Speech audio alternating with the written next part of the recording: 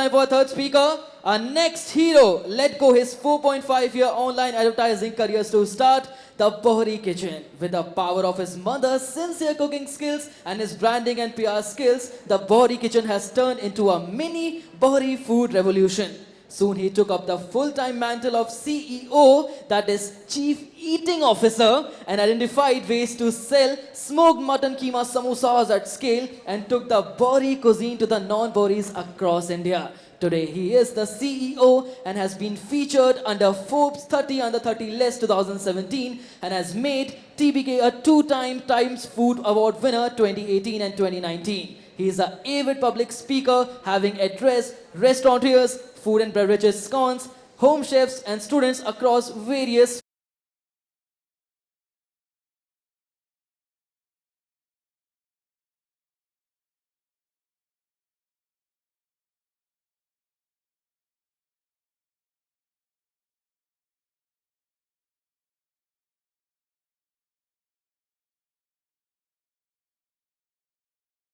Hear me? Hey, awesome guys. So I'm Munaf Kapadia. I'm the self-designated Chief Eating Officer at the Bohri Kitchen. I'm also known as the guy who quit Google to sell samosas. I don't know why my friends call me that, but that's what they call me. My journey started 5 years back. Okay, my journey started 5 years back in January 2015. I was sitting at home on a weekend off from work, and I was catching up on Simpsons. And my mom comes in and she changes the channel to watch one of those Saas Bahu shows. So we had a small fight, and it led to an idea. It led to an idea that we need to come up with an idea to keep my mom a little more productively employed. At the same time, I always believe that the community to which I belong, the Dawoodi Bohra Muslim community, our cuisine is very unique. And it's not easily available outside the community. So maybe there's a market out there. At the same time, I feel my mother's the best Bohri chef in the world. And I wanted to watch more television, so I had to keep her busy. So I brought all of these ideas together, and I created the Bohri Kitchen. Now, I completely lacked the risk appetite to open a restaurant. So I did the next best thing. I started inviting people home. So every Saturday, Sunday, I would invite people to my house in Kulaba to eat food made by my family. And not only would we serve them food, we would also take them through the experience of eating from a Bohri thal. Slowly, steadily, this became a little famous, and 5 years later, I'm standing in front of you. 5 years later, I've been very lucky. I've come on the cover of Forbes magazine as a 30 under 30, one of the top 30 entrepreneurs in India under the age of 30. Thank you. And I've had a million different milestones, and my mother's got a lot of recognition, and we've just been very lucky to have received all of this. But I'm not here to talk to you about that today. I'm here to talk to you about this. In these 5 years, whenever I meet someone, they ask me the same question. Munaf, what made you quit Google to sell samosas? Did you do it because you're an enterprising fellow, or like I was introduced, a hero, a courageous guy who felt he could create $1 billion business? Or did you do it on a whim? Did you do it irrationally? Did you do it because it was a foolish thing to do? Before I answer this question, I would like to know, what do you guys think? Do you think I did it because I'm that hero, or do you think I did it because I just did it spontaneously? What do you all feel? All right? It's neither of the two. In the next few minutes, I'm actually going to take you through a little bit of what I've learned in the last 10 to 15 years. In my 5 years at Google, in my 5 years at the Bohri Kitchen, and my 2 years doing my MBA, I learned something which led to that decision. And hopefully this is something you guys will benefit from. The number one thing I learned is that entrepreneurship is not a designation. Being the chief eating officer, or the CEO, or the founder, or the director, or anything like that, that is not entrepreneurship. Entrepreneurship is a mindset. It's a mindset which can be exercised whether you're at a job, whether you're in a classroom, whether you're doing absolutely anything in the world. It's a mindset that you believe enough in your own ideas that you're willing to take them to some sort of logical conclusion. That's it. That is what entrepreneurship is. For me, entrepreneurship began in college. All right, so it began in college in my MBA. This is how I used to look. I didn't know the screens were this big, otherwise I wouldn't have put this photograph. So I did my MBA at Narsi Monji in Vile Parle. I traveled a lot from Kulaba to Vile Parle for 2 years. And the first thing I realized when I did my MBA is in this factory, this MBA factory producing 1,000 fantastic, highly trained MBAs for the world. This one little student body really caught my attention, the student council. Have you guys heard of the student council in your respective colleges? The student council is this amazing body with the creme de la creme, of that college. They have access to amazing resources, the eyes and ears of every single student, the eyes and ears of the faculty, of the management. They have access to funds, they have access to infrastructure. What did they do with the student council? They organized an annual festival every year. And this blew my mind. And this is one of the first times when this entrepreneurial mindset set in, where I was like, hey, I need to fix this. So, being the ballsy guy that I was, I started coming up with different ideas on what the student council should do. One such idea was, very simply put, I felt that when you're in a college which has 1,000 students, it's very easy to get lost. Your voice kind of just goes. You lose your identity. You become another student in that college. Students needed a platform, something like TEDx. So I wanted to create a student platform. Then I had this idea where I used to personally struggle to find college events, business case studies, extracurricular activities, corporate projects. I would lose track of them, so I wanted a single destination for them. So I wanted to create something called the Events Tracker, a Google spreadsheet which would crowdsource all this information. One of the most random things I did in my MBA, beyond the studies, beyond the classroom lectures, was one day I just got very passionate about getting a cycle stand on campus. And I didn't know how to cycle. So it was really strange, where I met this student who used to travel from the hostel to college every single day in that heat, and he would complain to me saying that, Munaf, I don't understand it, why isn't there a cycle stand in the gate? I could cycle from the hostel every day. So I made a proposal and I wanted to take that to the management. And I remember sitting in the interview for the student council, and the faculty was staring at me wondering, who am I? I was one of the most outspoken anti-college festival guys in the college, so I was anti-student platform, student council by default. They were like, Munaf, why should we even think about getting you on board? And then I told them, I had the goal to tell them that this is what I think the student council should do. And apparently that made sense. And it made so much sense that they created a position in the council which never existed before called the creative head. And they put me in that position. And I spent 1 year trying to make many of these ideas come to life. And I learned something else. I learned that in that year, when I was being that enthusiastic cutlet trying to do all of these things, there were a group of people, my friends, my family, of course, and a couple of batchmates who encouraged me, who motivated me. But there was a larger section that resisted these ideas. People couldn't understand how that guy who can't cycle wanted a cycle stand in college. Okay, people couldn't understand why this guy is trying to raise money for the Haiti earthquake. I used to go to every single college, I would interrupt lectures and be like, stop spending that 50 rupees on the famous vada pav and mithi bai, instead put that money in the Haiti relief fund.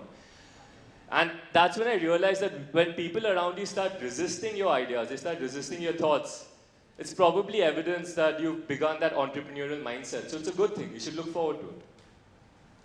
Eventually this mindset of mine, the entrepreneurial mindset, flourished when I got a job at Google. So I moved from my MBA at NMIMS, I did something in between, and then I eventually got into Google. And I was basically a sales guy at Google. I sold advertising. I worked with 10 of the largest advertisers in the BFSI, the finance space, and my job, based out of BKC, was to get these 10 guys who used to spend roughly $10 million a year. I used to try and get them to spend 20, and I was very good at my job. While I was doing that, that same mindset, that same itch, which is constantly looking for problems to solve, started doing the same thing within the Google framework. I remember while I was at Google, attending a TEDx conference, okay, at NCPA, and I came across this amazing startup that was publishing magazines for blind people. So it's called White Print. They would print magazines in Braille. Have you guys heard of Braille, the language? Yeah. And what I couldn't understand for the life of me is Google, which has one of the most successful translation tools in the world. You can translate any language into any language simply by Googling it. Couldn't translate anything into Braille. It didn't make sense. So obviously I did what I had to do. I wrote emails to Sundar Pichai, to Larry Page, to Sergey Brin, and no one responded back. I put together a proposal and I sent it to product managers at Google. I remember this other problem that used to keep on happening to me. I don't know if it happens to you guys. I fall asleep in the train. So I would always miss my station. And I would wonder, why isn't there a way for me to set an alarm by location? You know, the same way that we search for a location on Google Maps, why can't I tell the system, hey, start vibrating, ring, when I reach that location, at least then I won't fall asleep, or I'll wake up when I reach the location. So obviously I submitted that idea as well. And I did various things like this, and many of them did not see the light of day, but one idea did outside my core job. It was called NGO Consultants. It's one of the things I'm most proud of when in my four and a half years at Google. So Google, it turns out, has this amazing offering for NGOs. If you're a valid NGO, you have the required paperwork, you can apply for something called ad grants, where Google gives you free AdWords money. Have you guys heard of AdWords? Yeah, advertising on Google. So Google will give you free money to spend on AdWords. It's credits. And I did some internal digging and I found out, obviously, there were so many NGOs who had applied for ad grants and actually won it. We had 1,000 NGOs in India who had got a valid ad grants account that had access to millions of dollars worth of advertising for free.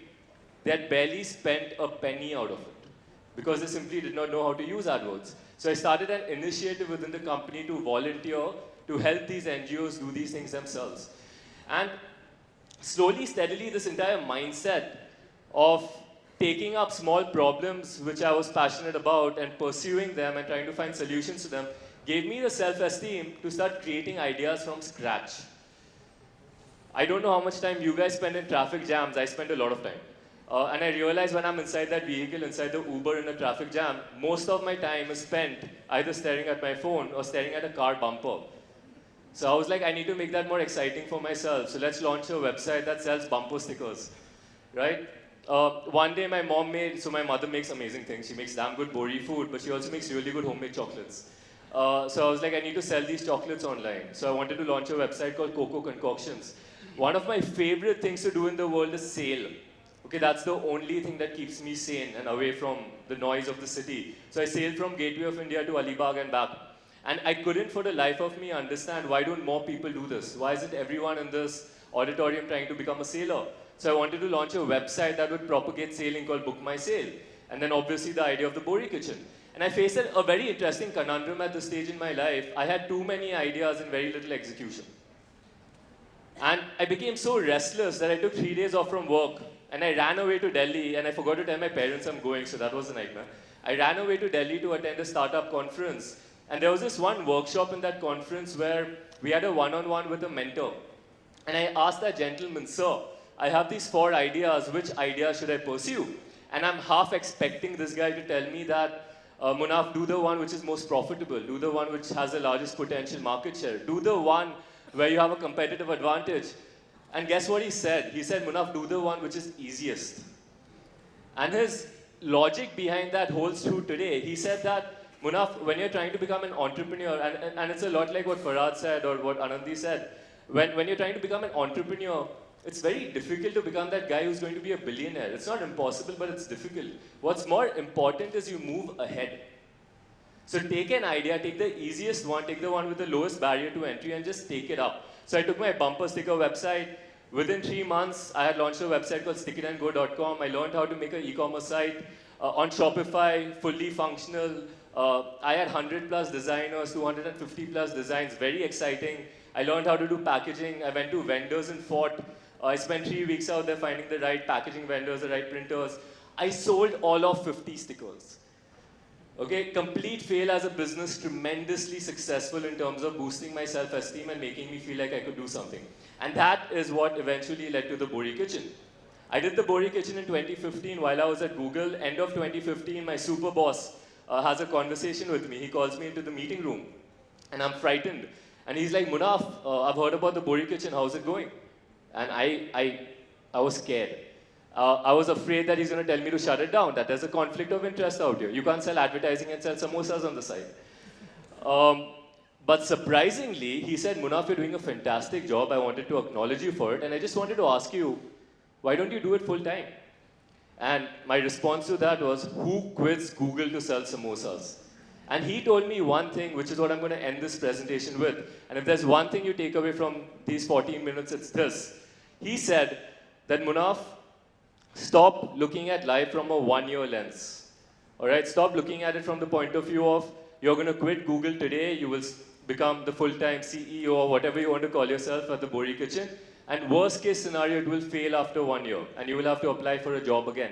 You will get it. You will work for 4 years, and before you know it, 5 years later, you would have forgotten that you even took a year off. Because that is how life works. You catch up. That's how trajectory works. But if you quit Google, you start the Bori Kitchen, and you last not for a year, you last for 2 years, you last for 3 years, or you last for 5 years. Yesterday was a 5th year anniversary. You last for 5 years. Thank you. It changes your life, right? And that is why I quit Google to sell samosas. Thank you. So much, thank you. Yeah. All right. Now it's time. I would request DRR Attractor Kushal and Rotarian Jagdish Tanasa to felicitate Munaf. And I would also like to call Oh, upon wow. stage Hema ma'am, Hema Chutlangi, Thank to you. present Oh, wow. audio, appreciation and a special gift. Thank you, guys. Please, ma'am. Here's a special gift for you, Munaf, and you'll feel a little more millennial with this. Thank you so much. Thank you. And I would also request you to please sign our Millennial Summit board. Thank you so much.